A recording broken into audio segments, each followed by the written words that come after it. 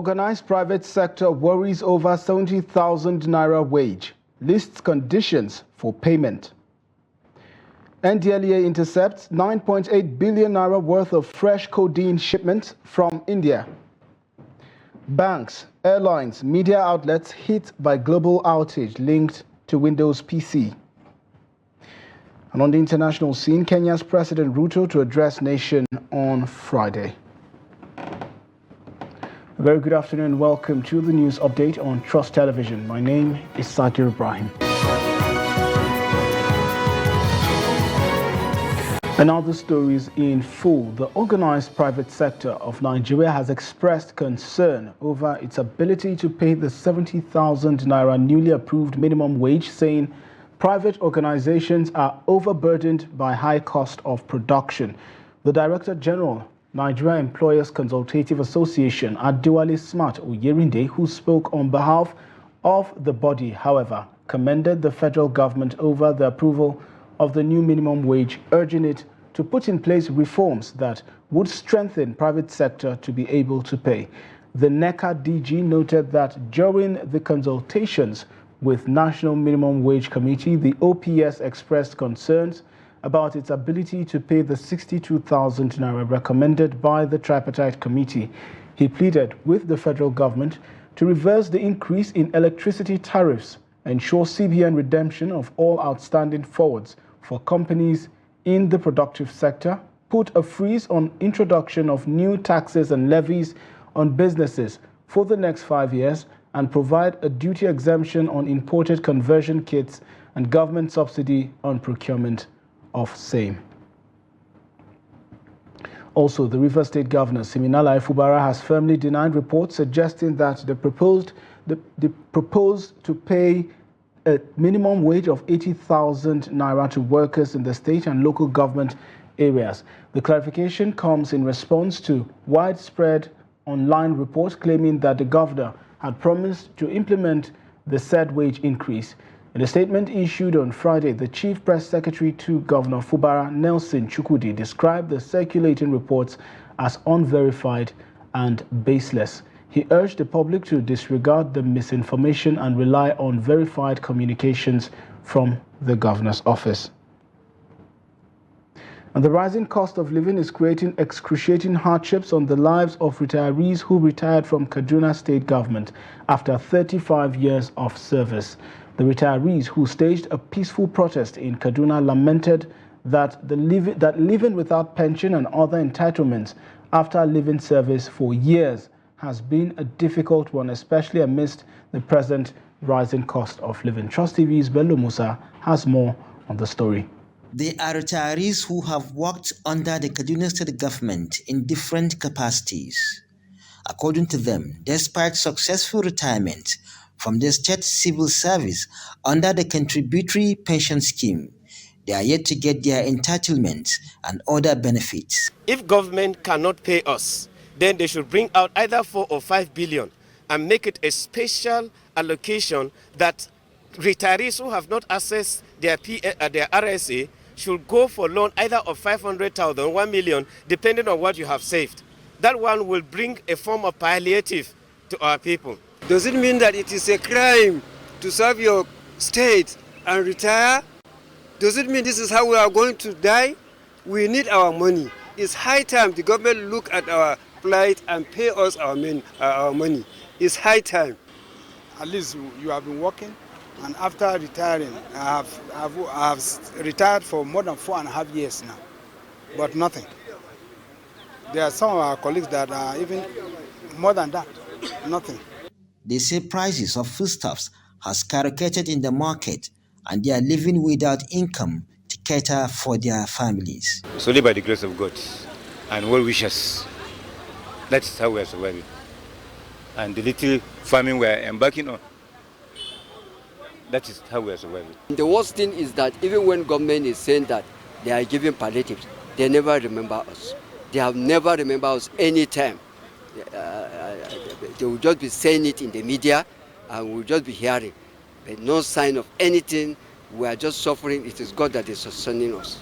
According to them, their contributions into the state contributory pension scheme, introduced by the previous administration in the state, has now become a futile effort as they can't access their money.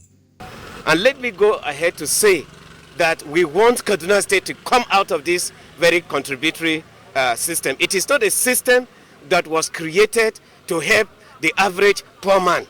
We are suffering, we are suffering, we are suffering, and we are dying. What we want the government to do, we want them to pass a bill from the Kaduna House of Assembly that we can assess a minimum of 50% of our contribution. They are appealing to the governor of Kaduna State, who inherited the scheme from the previous government, to come to their aid, as many of them have died without getting their benefit, while others are sick battling with the hospital bill. Bello Musa, Trust TV News, Kaduna. And also, operatives of the National Drug Law Enforcement Agency have intercepted another batch of 7 containers bearing 1.3 million bottles of codeine syrup worth 9.8 billion naira at the Onne ports. This is barely 3 weeks after seizing 6,125 cartons of the same product containing over 1 million bottles worth 7.35 billion naira in street value at the Port Harcourt Ports Complex, Onne, River State.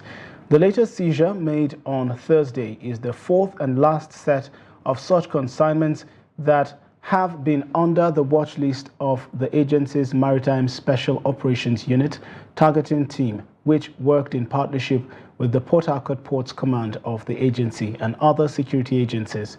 A statement by the Director, Media and Advocacy, NDLEA Headquarters, Abuja, Femi Babafemi, on Friday said the feat was achieved following credible intelligence and months of diligent tracking of the consignments from their port of departure. Other items in the container include 70 cartons of chili cutters and 55 cartons of Hyrigra tablets weighing 1,100 kilograms. And the Court of Appeal in Abuja has dismissed an appeal by a suspended Deputy Commissioner of Police, Abba Kyari, seeking to quash the drug trafficking charge filed against him. In a judgment, a 3-member panel of the Appellate Court dismissed Kyari's appeal for lacking in merit.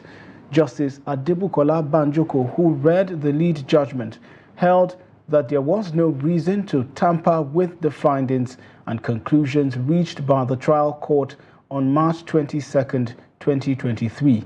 Kyari is standing trial alongside 4 members of his team for alleged drug trafficking. In January 2023, Kyari submitted that the charge against him was legally defective. Now, the Nigerian Correctional Service has released more photos of inmates who escaped from the medium security custodial center in Suleja, Niger State. About 119 inmates fled from the correctional center in April after rainfall destroyed the walls of the Suleja prison. While 18 of the inmates were captured in June, the NCO's late Thursday post on its X account released the names of more escapees and their photos.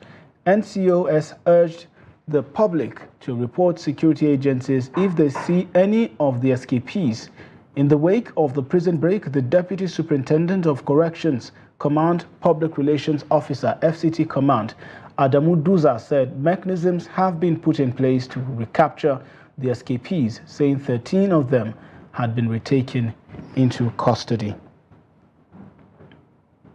And as Operation Lake Sanity 2 progresses, the Multinational Joint Task Force, MNJTF, said it has witnessed a substantial surrender of 263 Boko Haram terrorists and their families in the Sector 1, Cameroon, from 10th to 17th July 2024. A statement signed by the Chief Military Public Information Officer of the headquarters of MNJTF in Jemena, Chad, Lieutenant Colonel Abubakar Abdullahi, on Friday said the wave of surrenders started on July 11 when 5 terrorists surrendered to troops in Wulgo, Nigeria-Cameroon border. Preliminary information indicated these individuals hailed from Tumbuma and and Kutungula in Marte local government area in Nigeria. According to the statement, preliminary investigation also revealed that all the surrendered individuals are Nigerians. The statement said they have been handed over to the troops of Operation Hadinkai for further action. And also, Isha Oshaibu, a man arrested for attempted suicide, has been released on bail to his lawyer after a test. According to a statement by Police Public Relations Officer SP Josephine Ade in Abuja on Friday, she said the FCT Police Command had on Thursday released Shaibu on bail to his lawyer Dejade Onju. It would be recalled that Ishao had attempted to commit suicide by climbing a broadcast mast belonging to ASO Radio in Katampe, Abuja on July 8th. He was arrested and subsequently sent to FCTA's Social Development Secretariat for mental assessment and evaluation. Although the assessment report indicated that he is mentally stable, symptoms of anxiety, persistent worry and fears were observed in the course of his profiling. Also, a police identified as Okon, attached to the All Progressives Congress candidate in the September 21 governorship election in Edo State, Monday Okwebolo, was killed after mobs attacked the convoy of his principal and that of reinstated Deputy Governor of the state, Philip Shuaibu, in Benin City on Thursday after leaving the Benin airport. Shuaibu, who was impeached by the State House of Assembly on April 8th but was reinstated on Wednesday after Justice Omotosho of the Abuja High Court ruled that he was unjustly impeached. Shuaibu and Okpebolo arrived at the Benin airport around 2 p.m. to the rousing welcome of supporters. An eyewitness who identified himself as John said that apart from the policeman, others were also injured in the attack. However, a statement signed by the Commissioner for Communication and Orientation, Chris Nehikare, blamed Shuaibu for the incident.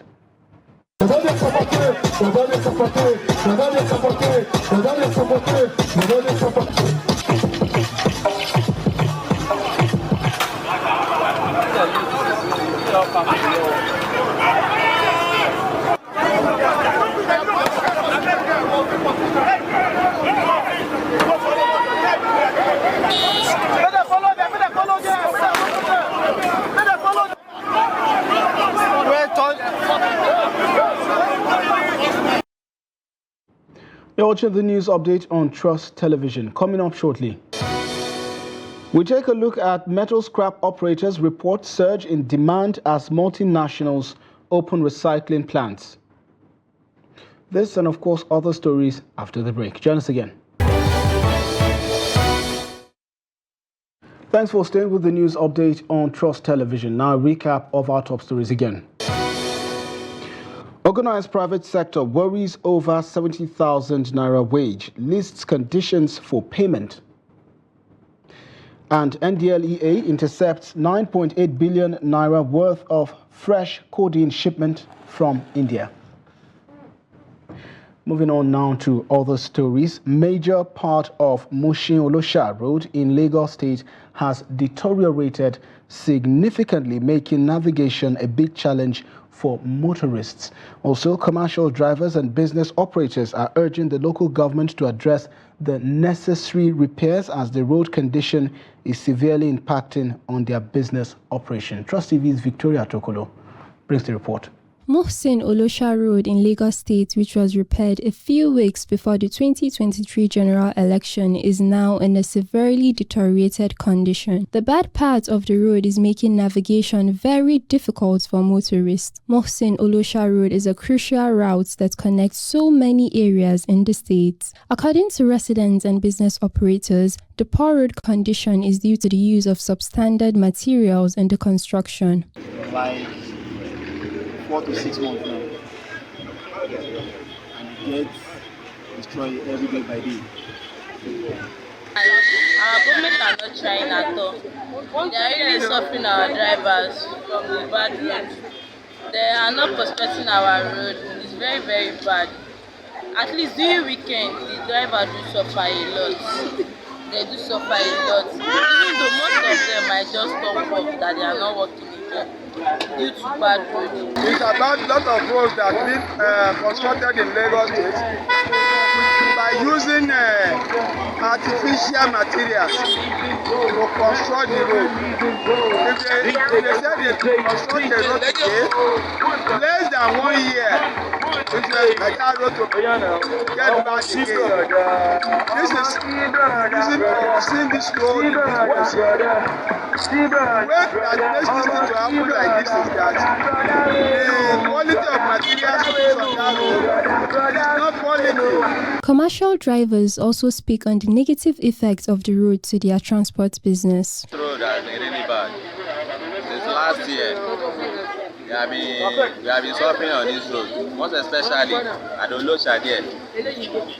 So day by day, even this afternoon, there was a truck that fell inside gutter there. So we are really suffering on this issue. So the government or the local government chairman, they should come and intervene. The road is very bad. It's not good at all. It's very bad. It's too bad. Because of accidents every day. The road is too bad. We are begging government to come and do this road. Muhsin Olosha Road currently lacks a proper drainage system, which is exacerbating its deterioration. And metal and iron recycling is witnessing a surge as multinational companies are opening up recycling plants to process the tons of metal scraps that are being churned out by scavengers. As demands for aluminium, iron and metal heightens at the global market, recycling business is booming in Nigeria, with many making a fortune from the metal scrap businesses. Trust TV's Ibrahim Ismail visited a recycling plant in Abuja and now reports. The global demands for aluminium, iron, steel and copper is pushing many into scavenging and recycling as a means to maintain the supply chain. Recycled metals are now a major source of raw materials for steel mills companies and producers of metallic products. In addition to preserving the environment, these scavengers make fortunes in the metal recycling industry. 40-year-old Mamalo Bichi, who has been in the business for more than 2 decades, transacts within and outside the shores of Nigeria. I am a supplier. I used to buy scrap metals from here and transport them to Katsina. From there, people from Maradi, Niger Republic, buy and transport them to their country. They make wheelbarrows and other things from the metals. Local manufacturers in Nigeria depend on recycling plants like this one to source metals and aluminium to remain in business, as importation of these materials will hike cost of production.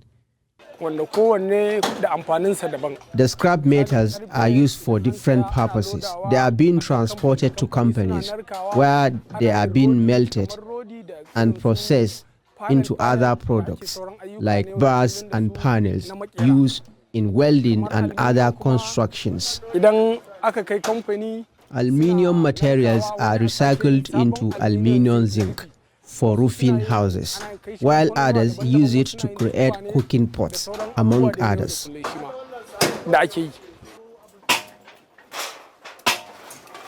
The global recycling industry is worth over $250 billion. But local recycling agents in Nigeria are worried that lack of capital is limiting their capabilities to benefit more from the industry. Specifically, they require melting and processing machines to transform copper, aluminium, and metals into a brand new product, such as bars used as building materials in construction industry. When the scrap metals were taken to Lagos, they ended up being exported to other countries, where they will be recycled into another product that will be imported back to Nigeria. But this is what we Nigerians should be doing ourselves. With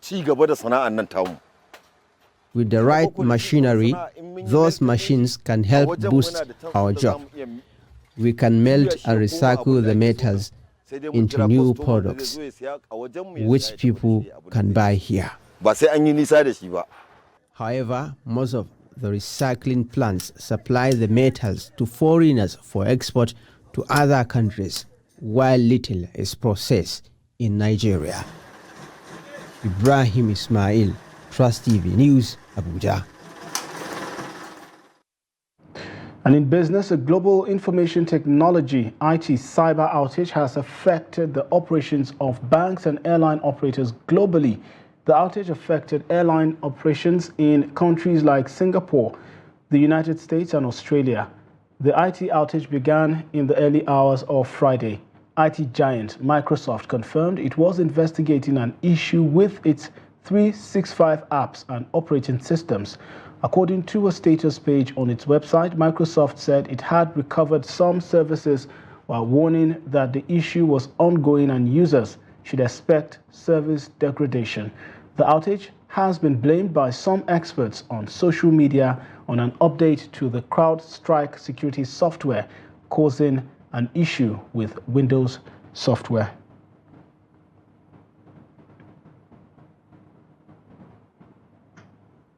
And in the meantime, U.S. tech giant Microsoft said Friday it was taking mitigation actions after service disruptions. The company said in a post on social media platform X, in a notice titled Service Degradation, Microsoft said users may be unable to access various Microsoft 365 apps and services. The announcement came as Australia reported a large-scale outage of its systems on Friday, with the country's national broadcaster, its largest international airport, and a major telecommunications company reporting issues.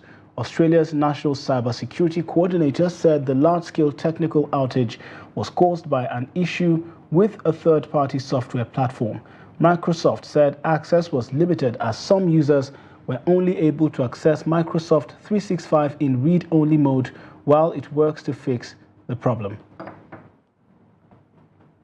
And away from Nigeria, Kenya's President William Ruto will address the East African nation at 1 p.m. GMT on Friday, his spokesperson said on X. Last week, Ruto dismissed all his ministers except the Prime Cabinet Secretary and Foreign Affairs Minister and the Deputy President, bowing to pressure from nationwide protests that have created the biggest crisis of his two-year presidency. Ruto said he would consult widely and name a broad-based government. And in sports, Nigeria Premier Football League side Shooting Stars have supported 5 female coaches from the state to aid their participation in the CAF-C coaching course. The coaching program is scheduled to take place in Abuja.